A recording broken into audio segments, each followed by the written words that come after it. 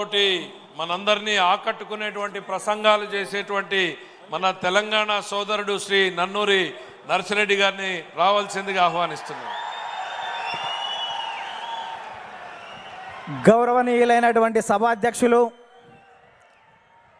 జాతీయ తెలుగుదేశం పార్టీ అధ్యక్షులు, భారత రాజకీయ ధృవతార మన ప్రియతమ నేత నారా చంద్రబాబు నాయుడు గారికి నిందలు, అపనిందలు, దాడులు, ఎదురుదాడుల మధ్య ఎదిగి యువగలమై నవగలమై జనబలంతో సాగుతున్న మన నేత, యువనేత నారా లోకేష్ గారికి, వేదికపై ఉన్నటువంటి అతిరథ మహారథులకు, సభా ప్రాంగణంలో ఉన్నటువంటి అతిథులకు, గ్రామాల నుంచి, గడపల నుంచి, తండాల నుంచి, తాలూకాల నుంచి, హైవేల నుంచి, బైపాసుల నుంచి, వివిధ రాష్ట్రాల నుంచి, వివిధ దేశాల నుంచి పసుపు జెండాలతో పయనమై వచ్చినటువంటి తెలుగుదేశం పార్టీ కుటుంబ సభ్యులకు, పత్రికా విలేకరులకు, మీడియా ప్రతినిధులకు, సోషల్ మీడియా సోదరులకు నమస్కారాలు.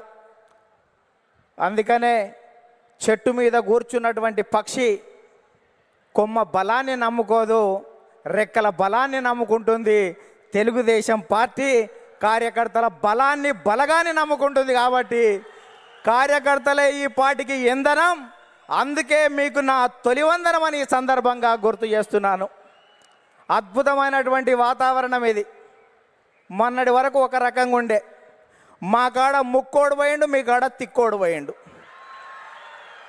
ఇవాళ ముక్కాయనేమో లిఫ్ట్ ఇరిగేషన్, తిక్కాయనేమో ఆత్మలతోటి మాట్లాడేటువంటి పరిస్థితి ఏర్పడ్డది.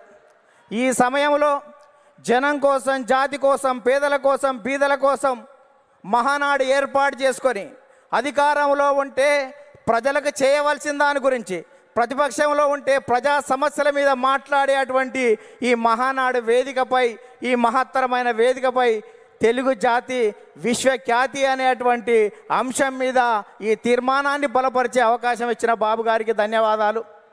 సోదరులారా, స్వర్గీయ నందమూరి తారక రామారావు గారి మనందరి ఆరాధ్య దైవం, తెలుగువాడి ఆత్మగౌరవానికి ప్రతీక, నమ్మిన సిద్ధాంతాల కోసం మడమ తిప్పని యోధుడు, ఎందరికో రాజకీయ జన్మనిచ్చిన కారణ జన్ముడు, సినీ వినీలాకాశంలో రారాజుగా వెలుగుతున్నటువంటి సమయంలో రాష్ట్రంలో, కేంద్రంలో ఉన్నటువంటి పరిస్థితి చూసి ఢిల్లీ పురవీధుల్లో దిగజారుతున్న తెలుగువాడి ఆత్మగౌరవాన్ని పరిరక్షించాలని, తెలుగువాడి ఆత్మగౌరవం అంగట్లో అమ్మే సరుకు కాదని నిరూపించాలని, గాఢాంధకారంలో ఉన్న తెలుగు జాతికి వెలుగులు ప్రసాదించాలని, రాష్ట్రంలో ఉన్నటువంటి ఆర్థిక అసమానతలు, సాంఘిక దురాచారాలు, ఇవాళ నిరుద్యోగం, నిరక్షరాస్యత ఇటువంటివి పారదోలాలని, పేదల కోసం, బీదల కోసం, బడుగు జనం కోసం, పల్లె ప్రజల కోసం, అణగారిన జనాల అభివృద్ధి కోసం ఆదర్శవంతమైనటువంటి విధానాల ద్వారా తెలుగుదేశం పార్టీకి శ్రీకారం చుట్టాడు అని ఈ సందర్భంగా గుర్తు చేస్తున్నా.